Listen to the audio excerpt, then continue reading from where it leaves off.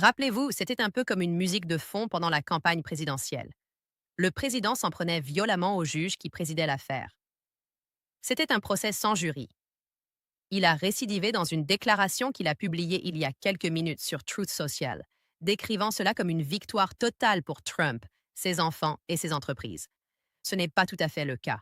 On ne sait pas encore si le procureur général de New York va donner suite à cette affaire. Les experts commencent à s'inquiéter pour Trump, car il ne cesse de tester les limites et de les repousser, comme si les règles habituelles ne s'appliquaient au pas à lui. Cela alimente les spéculations sur la suite de sa saga judiciaire. Alors, parlons de ce qui se passe lorsque la tension monte au tribunal. Un sentiment de frustration grandit, et il est clair que les règles doivent être respectées, quel que soit le personnage. On n'a pas encore vu un juge ordonner aux huissiers d'empêcher Trump de quitter les lieux. Mais cette possibilité est bien réelle. On dirait que tout le monde se prépare à une confrontation. Lors du procès civil pour fraude de Trump à New York, la situation s'est envenimée lorsque la Cour d'appel a annulé l'amende civile de 500 millions de dollars infligée au président Donald Trump pour fraude. Pour rappel, cette décision fait suite à la plainte déposée en 2022 par l'État de New York contre Trump, l'accusant de fraude et d'exagération de sa fortune. Un juge l'avait reconnu coupable de ces accusations en 2023. Suite au rejet d'une requête de la défense, il a laissé éclater sa frustration, a déclaré qu'il quittait la salle et est sorti. On pouvait presque entendre le choc dans la salle tandis que les journalistes de CNN et NBC décrivèrent la scène. Les agents du Secret Service se sont précipités à sa suite. Franchement, c'était presque comme assister à une crise de colère d'un enfant. Un ancien président quittant son propre procès en trombe. Ce qui a rendu la situation encore plus explosive, c'est qu'il venait d'être condamné à une nouvelle amende pour violation d'une ordonnance de non-divulgation et que le juge avait rejeté sa demande de verdict dirigé. On comprend qu'il était furieux, se sentant persécuté par tout le système. Il a donc décidé d'en finir, laissant son avocat chercher ses mots. Maintenant, cela soulève beaucoup de questions sur ce qui se passera s'il fait un coup pareil. Imaginez un procès pénal. Imaginez-le quitter la salle d'audience en trombe, alors qu'il risque la prison. La situation pourrait dégénérer. On pourrait prétendre que toute la procédure était injuste puisqu'il n'était pas là pour se défendre. C'est là que l'intervention des marshals prend toute son importance. Les juges ne peuvent même pas laisser les accusés partir à leur guise. Il est crucial de maintenir l'ordre au tribunal. Si Trump ou son équipe juridique tentent de provoquer un scandale, le juge pourrait adopter une position ferme. La question de la peine, la conclusion de fraude, demeure, mais les juges de la Cour supérieure de New York, qui, paradoxalement, est la Cour d'appel et non la juridiction de dernier ressort, ont statué que les sanctions, s'élevant à environ 500 millions de dollars, étaient au contraire au premier amendement. Ils pourraient ordonner aux marshals de bloquer les sorties, d'exiger que personne ne quitte la salle avant leur autorisation, et même menacer de poursuites pour outrage au tribunal ou d'arrestation. Ce serait un rappel clair que le tribunal n'est pas un lieu pour des sorties théâtrales. C'est un endroit où l'on attend de chacun qu'il respecte les mêmes règles. Et la couverture médiatique des frasques de Trump au tribunal ne fait qu'alimenter les tensions. L'incendie. Il est intéressant de constater l'intensification des discussions autour de Trump et des problèmes juridiques auxquels il est confronté. Des experts juridiques débattent des conséquences possibles d'une nouvelle sortie de tribunal de son équipe. On trouve même des vidéos sur YouTube expliquant comment les juges peuvent ordonner aux huissiers de boucler la salle d'audience. Facebook est également en ébullition, avec des publications immortalisant le moment où un juge fédéral, exaspéré, ferme les portes à clé. Le plus surprenant, c'est que ce n'est pas qu'une simple théorie. Les juges en charge des affaires liées à Trump se montrent de plus en plus fermes. Ils n'hésitent pas à menacer de sanctions s'ils ne respectent pas les règles et indiquent clairement qu'ils ne toléreront aucune perturbation. Ainsi, lorsque l'on évoque des scénarios comme des sorties bloquées ou des menaces d'outrage au tribunal, on entre dans le domaine du possible. Cela pourrait réellement se produire si Trump continue de repousser les limites, en traitant obstinément les tribunaux comme s'ils étaient indignes de lui. Nous nous dirigeons vers une confrontation majeure. La situation est assez claire. Un président habitué à pouvoir se désintéresser des problèmes, qui se croit au-dessus des conséquences, pense pouvoir partir. Dès que la situation se complique, les juges ont le pouvoir de le contraindre à rester et de lui dire « Pas question. Vous devez assumer les conséquences. Vous ne pouvez pas vous enfuir. » C'est cette tension qui monte. Et quand elle explosera, ce sera forcément explosif. Dans cette vidéo, j'analyserai ce qui s'est passé lorsque Trump a quitté le tribunal en trombe, pourquoi les juges peuvent bloquer les sorties et même menacer d'arrestation, et ce que les experts pensent teinter limite de leur pouvoir. On touche au cœur même de la question. Notre système judiciaire peut-il tenir un ancien président responsable, surtout lorsqu'il pense pouvoir contourner les règles? Vous vous souvenez peut-être de cet épisode, qui revenait sans cesse pendant sa campagne présidentielle, lorsque Trump s'en prenait au juge en charge de l'affaire. Il l'a d'ailleurs évoqué à nouveau dans une déclaration qu'il vient de publier sur Truth Social. Analysons ce qui vient de se passer au tribunal. C'est une histoire assez incroyable. Nous sommes au procès pour fraude civile de Trump à New York, où il est accusé d'avoir surévalué ses propriétés pour obtenir des prêts et des assurances plus avantageux. Il s'agit d'une affaire grave où des milliards de dollars sont en jeu et où l'avenir de son empire commercial est en jeu. Habituellement, les accusés n'ont même pas à se présenter aux audiences civiles. Mais Trump a tenu à être présent dans la salle d'audience pour transformer cette affaire en spectacle politique. Il a également compliqué les choses. Il a violé les ordonnances de non-divulgation, s'en est pris au juge et au procureur général sur les réseaux sociaux et a prononcé des discours dans les couloirs. En bref, il a transformé ce qui devrait être une simple procédure judiciaire en un véritable cirque. Le juge, Arthur Engoron, n'en peut plus des frasques de Trump. Il lui a infligé plusieurs amendes pour avoir enfreint une ordonnance de non-divulgation, lui interdisant d'attaquer le personnel du tribunal. Il a également rejeté ses requêtes. Le juge perd clairement patience. Or, le jour de l'audience, l'équipe de défense de Trump a demandé un verdict d'acquittement. Ils ont plaidé que le dossier était si fragile que le juge devait le classer sans suite, sans même terminer le procès. La réponse du juge a été un refus catégorique. Il leur a annoncé que le procès allait se poursuivre. Et c'est à ce moment-là que Trump a perdu le contrôle.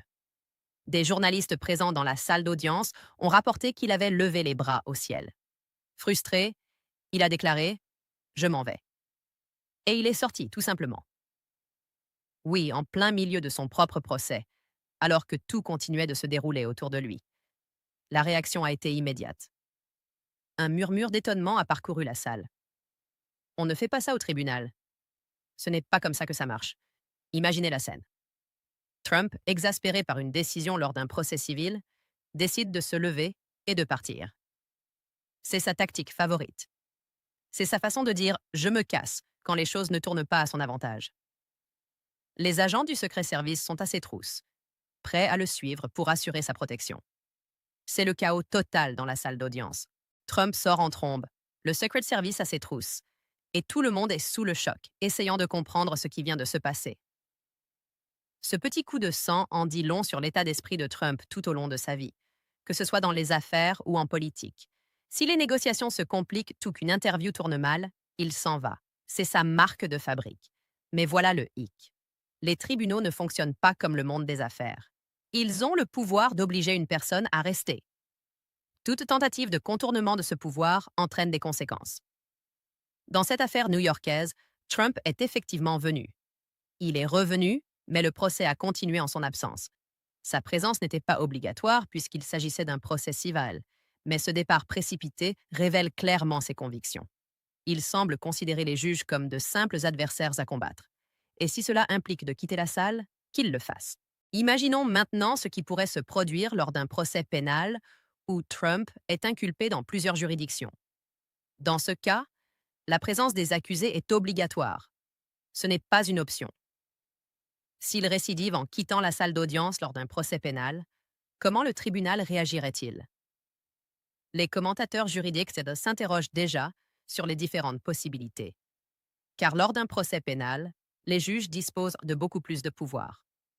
Ils peuvent ordonner à une personne de rester sur place, la condamner pour outrage au tribunal en cas de refus, et même la faire menotter si nécessaire.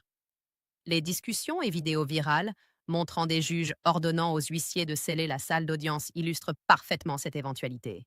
Si Trump décidait de tenter le coup lors d'un procès pénal fédéral, la réaction d'un juge pourrait être radicale.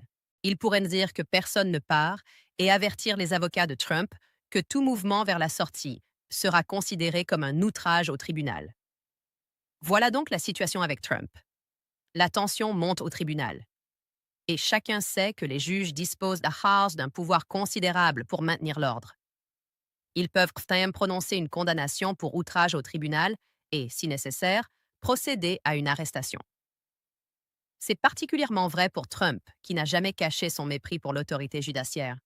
Les juges pourraient estimer que le meilleur moyen de le contraindre à prendre les choses au sérieux est de lui montrer qu'il ne peut pas simplement partir à sa guise. Imaginez la scène. Trump est en procès pénal et les choses tournent-tu mal. Un témoin témoigne contre lui. Le juge a peut-être rendu une décision qui lui déplaît. Ou encore, les arguments de l'accusation ne lui sont pas favorables. Dans un moment de frustration, il déclare en avoir assez et se dirige vers la sortie. Mais le juge intervient et ordonne aux huissiers de bloquer les issues. Soudain, il devient évident que Trump ne partira pas et que ce procès aura lieu, qu'il le veuille ou non. S'il tente de partir, il pourrait être accusé d'outrage au tribunal sur le champ, devant tout le monde. Imaginez ces avocats figés sur place. Ils savent à quel point la situation est grave. Si Trump désobéit à l'ordre du juge, les huissiers veilleront à ce qu'il ne puisse pas partir. Ce serait un véritable cauchemar pour Trump, qui a bâti toute son image sur le contrôle, se retirant toujours à sa guise, sans jamais avoir à être contraint à quoi que ce soit.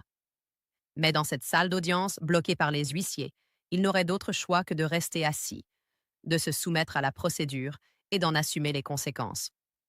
Les experts juridiques affirment que ce n'est pas qu'une simple possibilité. Cela devient même probable, d'autant plus que les juges montrent leur exaspération face aux frasques de Trump. Ils sont las des perturbations, des manœuvres et du mépris apparent pour la justice. Tôt ou tard, un juge fixera une limite claire et déclarera « Cela suffit. Vous allez respecter l'autorité de ce tribunal, sinon il y aura des conséquences. » Nous n'avons pas encore assisté à ce moment dramatique.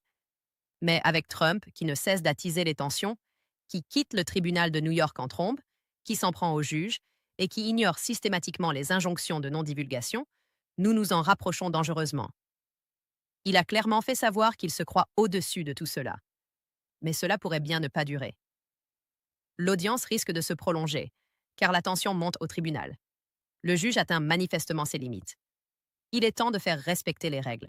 Il ne s'agit pas seulement de montrer à Trump qu'il ne peut se soustraire à ses responsabilités, mais aussi de lui faire comprendre que les portes sont bel et bien verrouillées. Lorsque ce moment arrivera, le spectacle promet d'être retentissant, car nous savons tous que Trump ne se laissera pas faire. Il se lancera sans aucun doute dans une diatribe, dénonçant la tyrannie et prétendant être persécuté. Mais en fin de compte, l'autorité du juge est la loi du pays. Si Trump choisit de la défier, il s'expose à de graves conséquences, comme l'intervention des forces de l'ordre, voire des poursuites pour outrage au tribunal, pouvant mener à une arrestation. Le terrain est propice à un véritable affrontement. L'instinct de Trump de se soustraire à ses responsabilités se heurte au pouvoir du juge de le contrôler. C'est un véritable combat entre sa conviction d'être intouchable et l'engagement du système judiciaire à faire respecter la responsabilité. Nous savons que cela va arriver. Ce n'est qu'une question de temps. À présent, examinons de plus près ce que tout cela signifie, car sous la surface des drames judiciaires se cachent des questions essentielles. Il s'agit de pouvoir et de responsabilité, surtout lorsqu'il s'agit d'une personnalité comme Trump. Le point central ici est l'autorité judiciaire. Les tribunaux peuvent-ils faire appliquer leurs décisions? Les juges ont-ils suffisamment de pouvoir pour garantir le respect des décisions? Ou des accusés médiatisés comme Trump peuvent-ils simplement les ignorer? La réalité est que les tribunaux disposent d'un pouvoir réel. L'autorité d'un juge dans sa salle d'audience est quasi absolue. Ils ont le pouvoir de prononcer des condamnations pour outrage au tribunal, d'ordonner des arrestations et même de donner instruction aux huissiers de justice de maîtriser une personne si la situation l'exige. Ce niveau de pouvoir existe pour une bonne raison. Les tribunaux ne peuvent pas fonctionner si les gens pensent pouvoir s'en dispenser. Imaginez un monde où les accusés peuvent s'enfuir quand bon leur semble. Les avocats perturbent les procès en cours et les témoins peuvent tout simplement refuser de se présenter. Tout s'effondrerait. C'est pourquoi les juges disposent acquis de ces outils de coercition. Les pouvoirs de condamnation pour outrage au tribunal, l'autorité d'effectuer des arrestations et le contrôle des huissiers et de la sécurité des tribunaux sont tous destinés à garantir le bon déroulement des procédures judiciaires. Pour les accusés ordinaires, tout fonctionne comme prévu. Si une personne lambda s'il quittait une audience pénale en trombe, il serait rapidement interpellé par les huissiers. Et s'il persistait, il risquerait des poursuites pour outrage au tribunal, voire une arrestation. Le système, en un sens, s'autorégule. Mais c'est là le problème avec Trump. Il n'est pas un prévenu comme les autres. C'est un ancien président bénéficiant de la protection des services secrets, une présence politique considérable et des millions de partisans qui le considèrent comme une cible. Ceci nous amène à une question cruciale. Il est intéressant de constater le débat actuel sur la capacité des tribunaux à demander des comptes à Trump, comme à n'importe quel autre citoyen.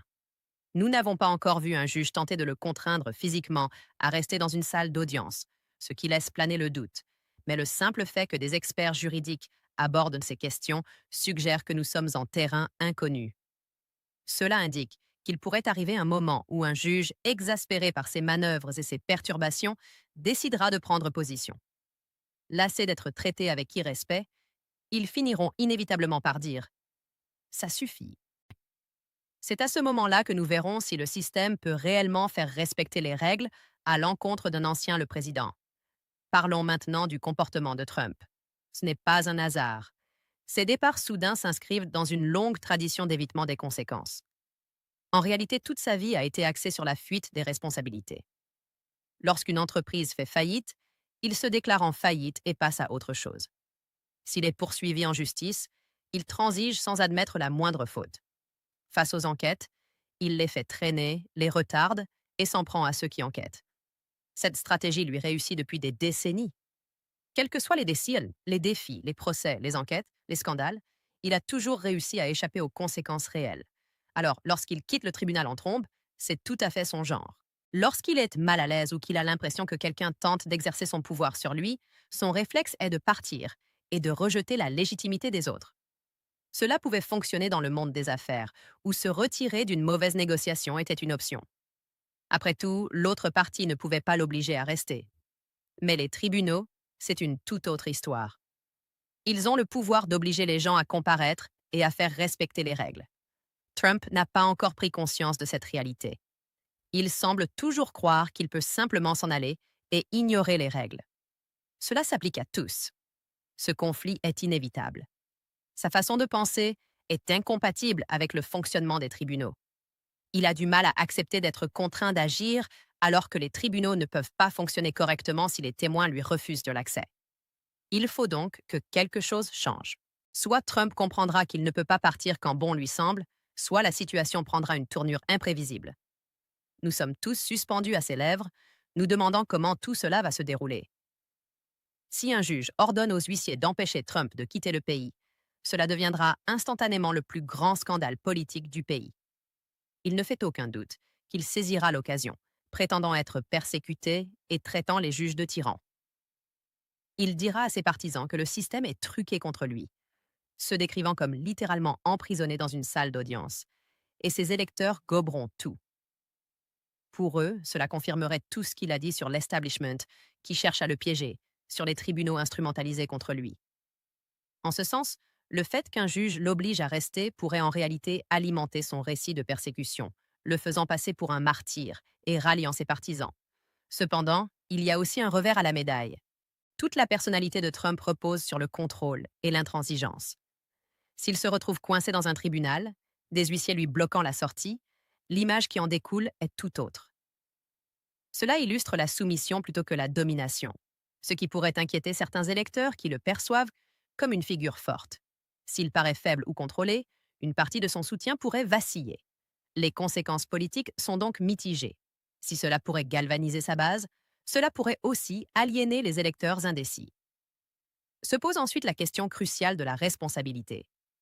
Que le scénario des huissiers se concrétise ou non, il soulève un point essentiel.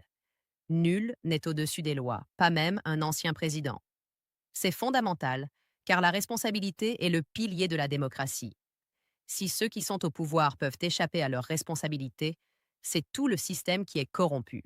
Si les tribunaux font valoir leur autorité et contraignent Trump à répondre de ses actes devant la justice, ce sera une victoire pour la démocratie et l'État de droit. Mais s'il peut simplement partir quand il le souhaite, se rendant ainsi intouchable, alors nous ne sommes plus face à l'État de droit, mais à un abus de pouvoir. La question cruciale est de savoir si notre système judiciaire peut véritablement demander des comptes à un ancien président et l'obliger à assumer ses responsabilités. Nous nous trouvons donc dans une situation délicate où un juge pourrait ordonner le blocage des sorties. Si Trump s'y conforme, cela prouve que la justice fonctionne correctement. Mais s'il décide d'ignorer cet ordre et que les services secrets interviennent, ou si des pressions politiques empêchent son application, cela met en lumière une grave défaillance du système. Cela soulève la question de savoir si Trump se croit au-dessus des lois, et nous attendons tous de voir la suite. Parlons maintenant des services de leurs secrets. Cela complique considérablement les choses. Trump bénéficie d'une protection à vie des services secrets, dont le rôle principal est d'assurer sa sécurité, et non d'aider les tribunaux à faire respecter la loi. Imaginons donc un scénario où un juge ordonne aux agents d'empêcher physiquement Trump de quitter les lieux, mais où les services secrets sont présents. Que font-ils? Protègent-ils Trump même s'il ignore une injonction du tribunal? Cela pourrait engendrer une petite crise constitutionnelle puisque vous auriez des agents fédéraux chargés de la protection du président s'opposent aux forces de l'ordre. Juridiquement, les décisions de justice devraient m'imprimer. Le secret service ne peut pas aider quelqu'un à enfreindre la loi. Mais en pratique, s'ils estiment que la sécurité de Trump est menacée et qu'il doit quitter la salle d'audience, ils pourraient intervenir malgré tout. Que se passerait-il alors? Marshall tenterait-il de retenir les agents du secret service? Un tel conflit pourrait virer au cauchemar, et j'espère sincèrement que nous n'assisterons jamais à un tel scénario. Le simple fait que cela soit envisageable montre à quel point cette situation est inédite. On n'a jamais vu un ancien président poursuivi au pénal bénéficier de la protection du secret service. Gérer la tension entre l'autorité judiciaire et la sécurité présidentielle est une tâche totalement inédite. L'incertitude était grande quant aux conséquences d'une escalade des tensions. Mais cette situation dépasse le seul cas de Trump. Elle soulève une question importante. Les tribunaux peuvent-ils fonctionner efficacement lorsque des personnalités politiques refusent de respecter leur autorité? Si Trump parvient à quitter la salle en trombe, à s'en prendre aux juges et à ignorer les décisions de justice, que se passera-t-il? Des décisions impunies envoient un message clair aux autres politiciens. Ils comprendront qu'ils peuvent y traiter les tribunaux comme de simples adversaires politiques et se désengager lorsque les choses se tournent mal. Cela s'apprête complètement le système judiciaire. Les tribunaux reposent sur le respect de leur autorité par le public, même en cas de désaccord. La manière dont les tribunaux traiteront le cas de Trump créera donc un précédent important. S'ils font preuve de fermeté dans l'application de leur autorité, cela enverra un message clair sur l'importance du respect du système judiciaire, avec des implications considérables.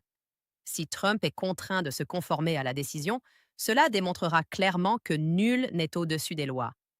Mais s'il parvient à échapper aux conséquences, cela pourrait suggérer que l'influence politique prime sur l'autorité légale. Et c'est une pente glissante pour la démocratie. Les tribunaux risquent de devenir une simple arène de querelles politiques plutôt que des lieux où la loi est appliquée avec impartialité. L'enjeu est de taille, non seulement pour Trump, mais pour l'ensemble du système judiciaire. Nous assistons à un événement qui pourrait tout changer. Cela nous amène à réfléchir à la résilience de notre système judiciaire. Les institutions le sont. Je suis curieux de voir ce qui va se passer.